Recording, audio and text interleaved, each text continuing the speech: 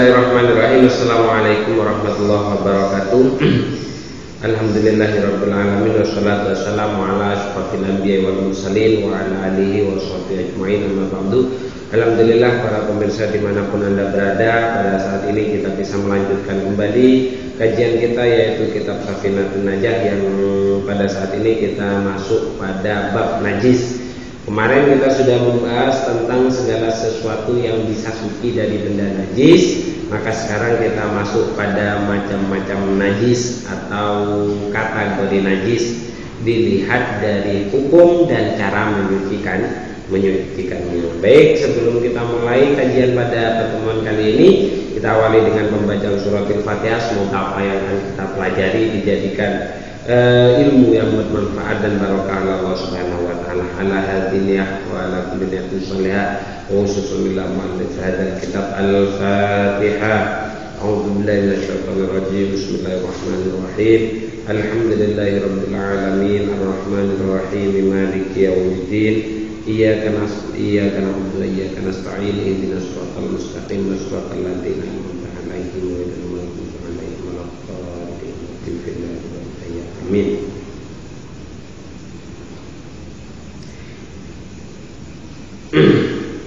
Bismillahirrahmanirrahim. Wa qad qala al-musannifu rahimahumullahu ta'ala wa nafa'ana bihi wa bi ulumihi fid dharain amin. Faslun utawi iki iku ana fasal swiji, an najasatu utawi pira-pira macam najis iku salatun ana telu. Jadi macam-macam najis dilihat dari hukum dan cara penyuciannya itu dikategorikan oleh Imam An-Nawawi menjadi 3. Yang pertama muwalladhatun, nyatane najis muwalladhah. Yang pertama adalah najis muwalladhah. Wa mukhaffafatun, lan najis mukhaffafah. Yang kedua adalah najis mukhaffafah. Wa mutawassitatun, lan najis mutawassithah. Yang ketiga adalah najis mutawassithah atau najis pertengahan. Jadi kalau dilihat dari cara menyucikannya serta hukumnya, maka najis itu dibagi menjadi 3. Pertama, najis yang tergolong berat penyuciannya, sulit penyuciannya, dinamakan dengan najis muwalladhah. Kemudian yang kedua itu adalah najis yang tergolong ringan penyuciannya, mudah penyuciannya, itu dinamakan dengan najis mukhaffafah. Kemudian yang ketiga itu adalah najis mutawassithah, yaitu adalah najis yang tidak tergolong kategori berat sekali cara menyuciannya, dan juga tidak tergolong begitu mudah cara mensucikannya. Itu dinamakan dengan najis mutawassithah atau najis pertengahan antara najis muwalladhah dan najis mukhaffafah. Nah, sekarang kita jelaskan apa yang dinamakan dengan najis muwalladhah itu, dan apa yang dinamakan dengan najis mukhaffafah, dan juga apa yang dinamakan dengan najis mutawassithah. Yang pertama adalah wal al-muwalladhatu tawi najis muwalladhah iku najasatul kalbi wal khinziri. Wal muwalladhatu tawi najis muwalladhah iku an najasatul iku najasatul kalbi, iku najise asu, wal khinziri lan babi atau celeng. Wa far'i ahadihima, wa far'i ahadihima lan najise anak dari salah satu anjing dan babi. Wa far'i ahadihima lan pangpange salah sijine kalb wal khinzir, yaitu yang ketiga adalah najisnya cabang atau anak yang terlahir dari kalb dan khinzir, dari anjing dan babi, itu tergolong najis muwalladhah. Jadi misal pertama najisnya kalb jelas, najisnya khinzir jelas, najisnya anjing jelas, najisnya babi jelas. Jadi segala jurusnya anjing, mulutnya, bulunya, semuanya najis. Khinzir juga seperti itu. Wa far'i ahadima, itu maksudnya seperti ini. Misal ada kambing kan suci, kemudian kawin dengan babi ataupun anjing. Nah, anaknya itu juga tergolong najis mughalladhah. Tuh. Jadi najis mughalladhah, najisnya anjing, najisnya babi, dan najis yang diambil dari salah satu dari peranakan keduanya. Tuh. Wal mukhaffafatu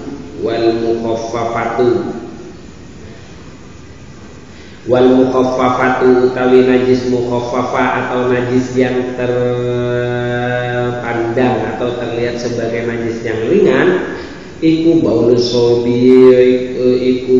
sobi uyune anak lanang alladzi lam yat'am kang ora mangan sapa sobi ghairal labani maring sakliyane banyu susu walam yabluglan ora tumeka sapa sobi haulaini maring 2 tahun.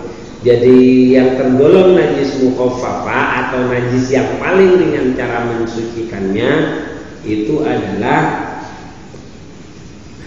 adalah najisnya anak laki-laki atau kencingnya, hanya tertentu pada kencingnya, berarti belaknya tidak masuk. Kencingnya anak laki-laki yang hanya makan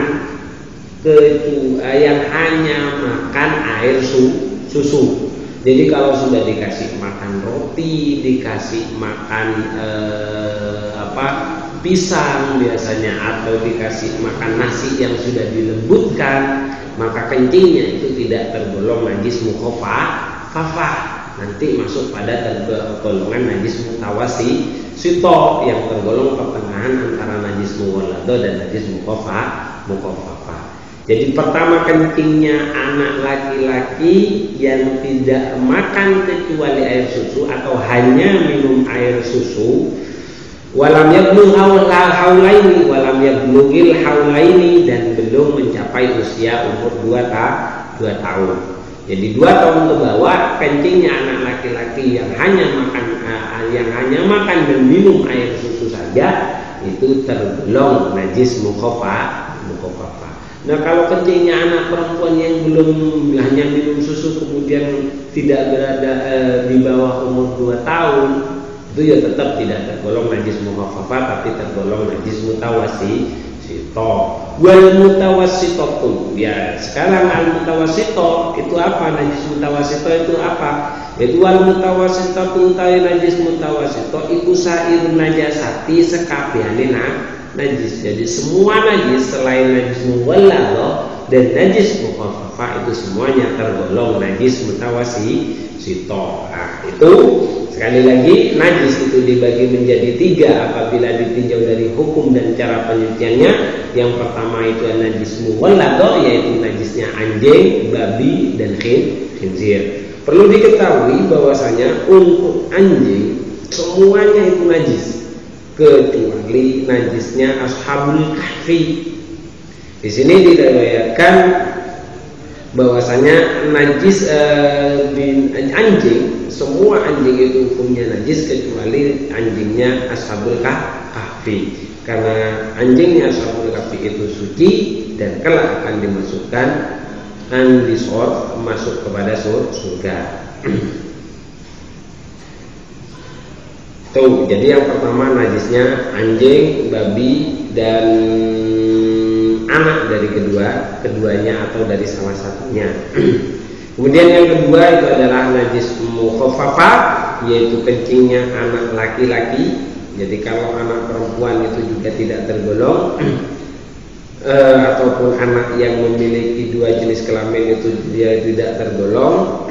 Kemudian yang tidak makan, yang hanya minum air susu, jadi diminum dia kenyang dan tidak mau minta makanan yang lainnya, baik dia diminumkan menggunakan susu yang suci ataupun susu yang najis, walaupun nanti misal terpaksa dia dikasih susu yang najis, dia minum walaupun dia nanti wajib dicuci dengan cara tasabbuh atau dicuci 7 kali dan salah satunya dicampur dengan debu, itu tidak masalah. Yang penting intinya adalah pertama najisnya anak laki-laki, harus laki-laki, bukan perempuan, dan juga bukan khunsa yang memiliki dua jenis kelamin.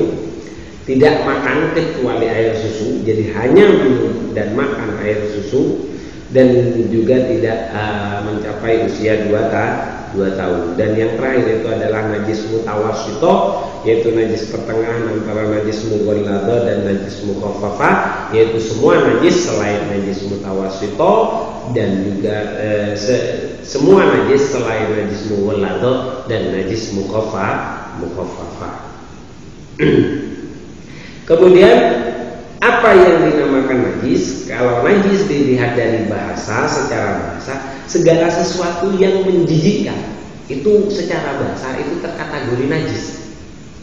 Jadi segala sesuatu yang menjijikkan itu dikategorikan sebagai sesuatu yang najis. Seperti secara bahasa seperti itu. Jadi nanti memasukkan walaupun itu tergolong suci secara istilahnya seperti busok, riak, mani, itu tetap tergolong najis secara bahasa. Karena segala sesuatu yang menjijikkan itu tergolong najis secara bahasa. Sementara menurut istilah adalah segala sesuatu yang menjijikkan sekaligus bisa mencegah terhadap sahnya sholat. Itu yang dinamakan najis secara istilah menurut Syekh Imam An-Nawawi dalam kitabnya Safinatul Najah. Itu jadi yang terkategori di sini dijelaskan dalam Kasyifatus Sajanya bahwasanya najis secara syara itu adalah segala sesuatu yang menjijikkan dan bisa mencegah sahnya sholat. Kemudian apabila dilihat dari, kalau dihitung secara umum itu semuanya ada 20 macam najis kalau dihitung. Pertama itu kencing, segala jenis kencing itu hukumnya najis. Terus kemudian yang kedua itu madi itu adalah cairan, biasanya warnanya kuning, baunya tidak enak, keluar ketika biasanya kondisi syahwatnya tinggi. Jadi melihat cewek syahwatnya tinggi, kemudian tegang, baik laki-laki atau perempuan, kemudian keluar cairan warnanya kuning dan baunya tidak enak, biasanya warnanya kuning dan tidak enak, itu dinamakan dengan madi. Itu juga hukumnya najis. Kemudian yang kedua, dan untuk madi ini biasanya hanya keluar bagi mereka yang sudah mencapai usia balik, berarti sekitar umur 9 tahun ke atas. Kalau di bawah umur 9 tahun kemungkinan besar tidak akan keluar yang namanya madi. Tapi kalau yang ketiga yaitu adalah wadi, ini mungkin. Wadi itu adalah cairan putih, biasanya warna putih agak keruh, biasanya agak keruh, baunya juga tidak enak, dan biasanya keluar setelahnya kencing. Jadi setelah kencing biasanya keluar cairan putih, itu hukumnya dinamakan dengan wadi dan itu juga hukumnya najis. Jadi pertama kencing, kemudian madi, ketiga wadi, yang keempat itu adalah kotoran berak. Jadi kotoran itu juga hukumnya najis. Kotoran yang keluar dari jalan belakang itu juga najis. Kemudian yang kelima itu adalah anjing. Yang keempat itu adalah kotoran yang keluar dari jalan belakang. Kemudian yang kelima adalah anjing. Yang ke-6 itu adalah babi. Ke-7 itu adalah anak dari salah satunya atau dari keduanya. Ke-8 itu adalah maninya anjing, maninya babi, kemudian maninya anak yang keluar dari salah satunya atau dari keduanya, itu juga tergolong najis. Ke-9 itu adalah koroh itu adalah cairan air yang keluar karena bekas luka, bisul ataupun yang lainnya, itu juga najis. Kemudian yang ke-10 itu adalah nanah. Yang ke-10 adalah nanah. 11 itu adalah mutah. Mutah itu juga najis. Kemudian al-qaihu damun mustahilun, jadi darah yang berubah. Itu juga qaih itu insyaallah sodid, dan kalau sodid dan qaih itu hampir sama-sama mana, cuman kalau sodid itu adalah sodid itu lebih mengarah kepada ini ya Allah, sodid itu lebih mengarah kepada keringat yang bercampur dengan darah. Terus kemudian kalau qaih itu juga dinamakan dengan nanah, yaitu darah yang sudah berubah. Ya nanah ini yang dimaksud qaih itu nanah yang murni. Cuman kalau sodid itu juga dinamakan, artinya itu juga nanah, cuman dia lebih mengarah kepada keringat yang bercampur dengan darah itu. Jadi yang ke-11 itu adalah nanah, 10 itu juga nanah, cuman bedanya tadi. Yang ke-12 itu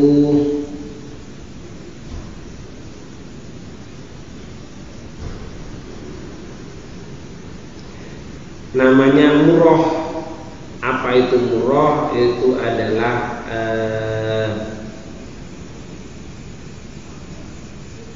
sesuatu yang melekat pada kulit. Itu jadi air yang biasa melekat pada kulit setelah diirisi itu juga murrah. Ya murrah itu mungkin cairan itu juga najis. Jadi kulit ketika dikupas itu biasanya kan ada kayak model lendir-lendir, itu murrah, lebih mengarah murrah, itu murrah namanya. Itu juga hukumnya najis. Tapi apabila sudah disuci, kalau itu tergolong sesuatu yang dari hewan yang sudah bisa dimakan, ya boleh dimakan. Itu murrah.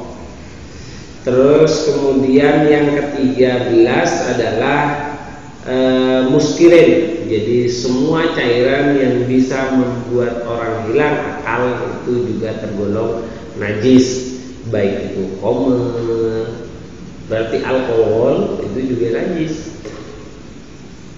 Terus kemudian ke-14 segala sesuatu yang keluar dari ma'dah, dari waduk tempat makan kita, itu juga hukumnya najis. Seperti koi, muntah, jadi kita muntah itu kan, itu berarti najis.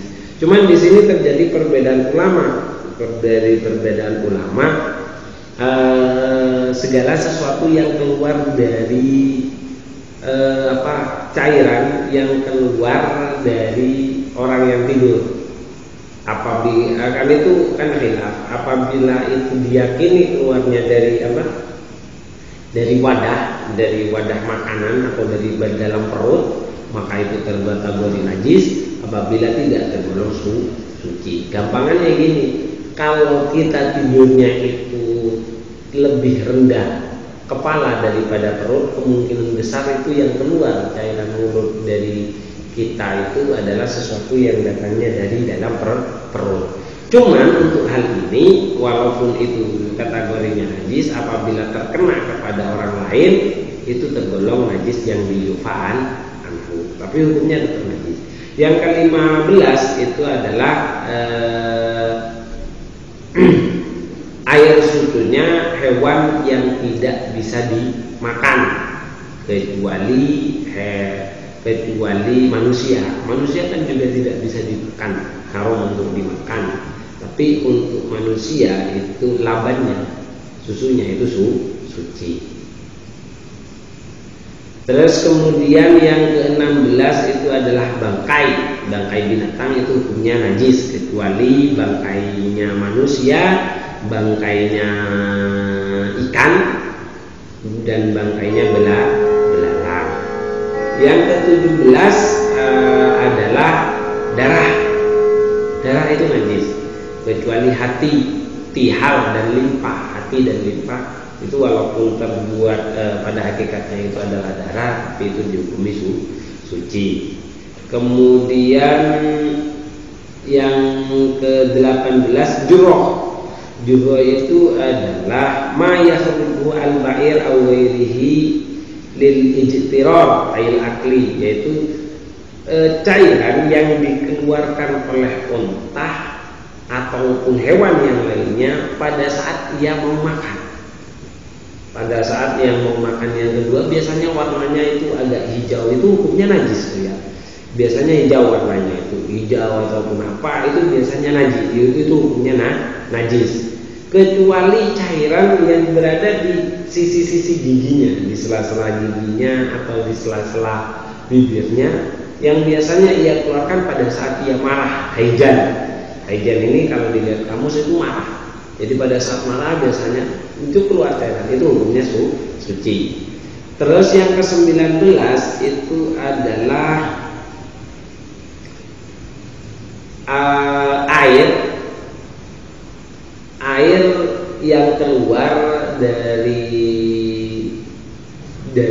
tangan itu, cairan yang biasa kalau kita kena api biasanya kan berdeu. Nah, cairan itu hukumnya najis. Cairan itu lain yang dimaksud yang ke-19 itu adalah cairan yang keluar dari benjolan karena kita kena luka bakar. Kemudian yang ke-9, yang ke-20 itu adalah dukhon. Dukhon itu adalah asap. Asap yang muncul atau yang keluar dari sesuatu yang najis. Jadi biasanya dari sesuatu yang najis, atau misal gini, ada kotoran, kemudian kita bakar, asapnya kotoran, ini juga tergolong sesuatu yang najis. Baik, itu saja kategori macam-macam najis itu tadi tergolong najis mutawasit. Semuanya banyak, kalau dihitung ada sekitar 20. Itu kemungkinan besar.